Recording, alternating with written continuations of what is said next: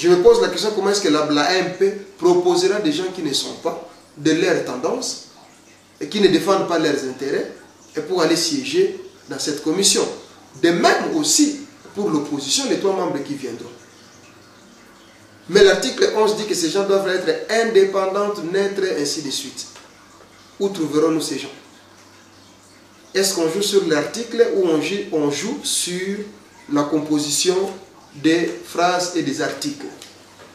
Je ne fais que mon devoir d'éducation civique ou d'éduquer la population et à vous-même de décider si ce que nous sommes en train de dire, nous sommes dans le faux ou nous sommes dans le vrai.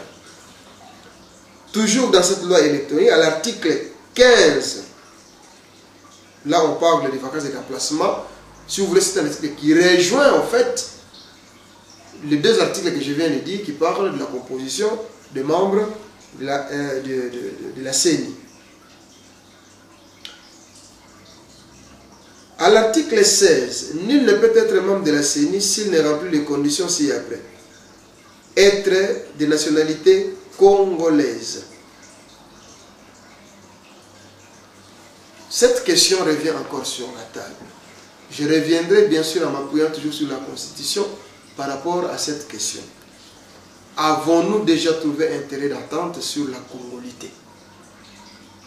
Parce qu'il y a encore, si j'ai bonne mémoire, qu'on ne prenne pas comme des gens, des ignorants, et ainsi de suite, cette question a été soulevée à l'Assemblée nationale à l'époque où M. Vital Kamerhe était président.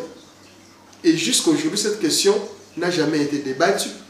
Il y a eu un moratoire sur cette question.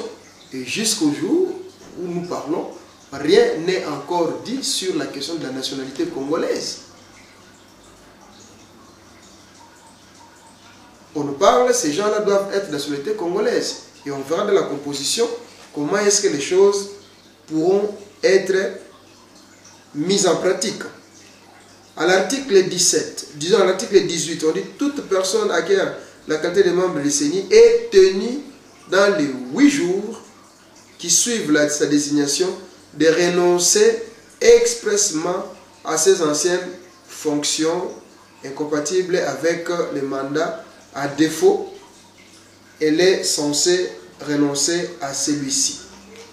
Et nous savons tous parmi ces fonctions dont ils ont fait allusion, ils ont parlé de ne pas être membre du gouvernement, c'est-à-dire les fonctions incompatibles avec la fonction de membre du CENI, ne pas être membre du gouvernement, ne pas être un magistrat membre du cour constitutionnel ou de la Cour des comptes, ne pas être un membre de notre institution d'appui à la démocratie, ne pas être membre du Conseil économique et social, ne pas être membre du cabinet du président de la République, président de l'Assemblée nationale, président du Sénat, cabinet du Premier ministre, membre du gouvernement et toute autre fonction politique administrative de l'État, ne pas être membre des forces armées, de la police nationale et des services de sécurité, ne pas être agent des carrières des services publics de l'État, ne pas être cadre politico-administratif de la territoriale, ne pas être mandataire public, ne pas être un employé d'une entreprise publique ou d'économie mixte, ne pas être, disons, toute responsabilité au sein d'un parti politique ou d'un regroupement politique, toute autre fonction rémunérée, conférée par un État étranger ou organisme international. Mais à l'esprit de cet article maintenant 18, où on dit que, plutôt 18 qui dit que la personne qui acquiert une nouvelle qualité de membre du CI doit renoncer à ses anciennes fonctions. Donc, si vous voulez, c'est seulement l'étiquette qui change. Or, nous savons que l'appartenance à un mouvement politique, c'est une question de cœur. L'appartenance à une organisation, c'est une question de cœur. L'appartenance, ou même les racines, les liens qui sont tissés tout en étant membre du gouvernement, ainsi de suite, ce n'est pas du jour au lendemain qu'on va changer d'étiquette complètement pour quitter l'adhésion ou quitter sa famille politique ou son idéologie pour se faire neutre, quelles que soient les conditions, comme on dit, ou même contre son ancien, disons, idéologie ou parti. Donc c'est pour dire que la loi est claire que ces gens-là ne seront puisés nulle part que dans les organismes préexistants. Soit ils viendront de leur parti politique, soit ils viendront de l'Assemblée. Et d'ailleurs là c'est clair, parce que c'est l'Assemblée qui propose ces gens. Donc ces gens ne pourront être puisés que dans l'Assemblée. Et les gens qui sont dans l'Assemblée, nous savons que dans l'Assemblée, il n'y a pas de personnes neutres. Ce sont des gens qui défendent les idéologies de leur mouvement, de leur parti, de leurs associations. Donc, bref, ce sont des gens qui sont partie prenante d'une idéologie X ou Y. Ça, c'est clair. L'article 22. Dès l'accomplissement de leur mission, les membres de la CENI, ne sollicitant ni ne reçoivent d'instructions d'aucune autorité extérieure.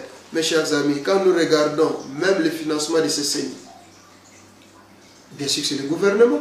Les membres de CENI, même le bureau, c'est un bureau, c'est vrai, intériné par l'Assemblée nationale, mais ils sont investis sur ordonnance présidentielle.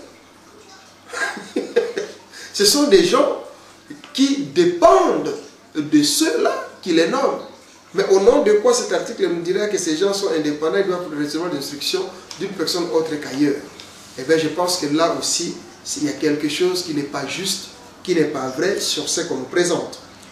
À l'article 27, on dit en cas de trouble, ils peuvent faire allusion à la force, recourir à la force, patati patata, mais se donner à leur droit.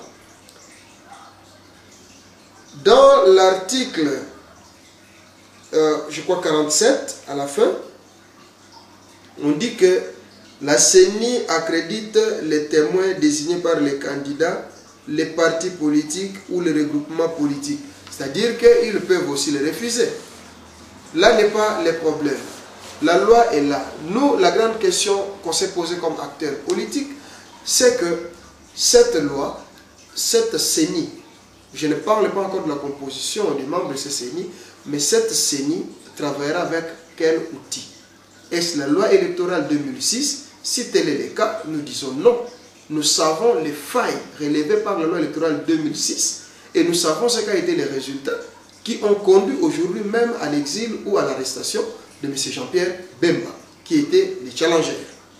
Donc on ne voudra plus retourner sur les erreurs du passé, mais nous voudrions plutôt une loi équitable. Et cette loi de préférence, nous avons souhaité dans les préalables que cette loi soit discutée avec eux, ceux qui sont institutionnels et ceux qui sont non institutionnels.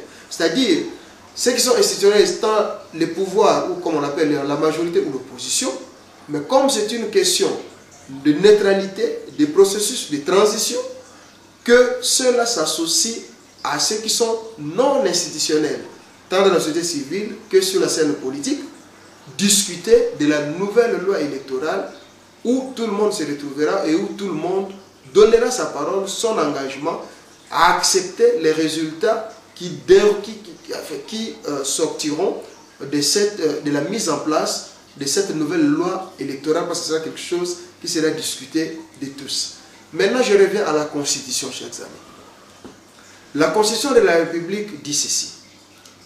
Dans la section 2, où on parle de la souveraineté, à l'article 5, dans le dernier paragraphe, on dit « Sans préjudice des dispositions des articles 72, 102, 106 de la présente Constitution, sont électeurs et éligibles dans les conditions déterminées par la loi tous les Congolais de deux sexes âgés de 18 ans révolus et jouissant de leurs droits civiques et politiques. » On parle de tous les Congolais.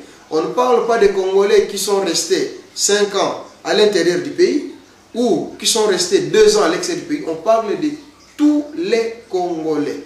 En vertu de ce processus qui est annoncé, de cette machine qui est mise en place, est-ce que cette loi de la Constitution, est-ce que la Constitution est-elle respectée quand aucune initiative n'est prise, aucune mesure n'est prise pour permettre à la diaspora de jouir ou d'accomplir son devoir civique pour la nation? J'entends à cela les votes.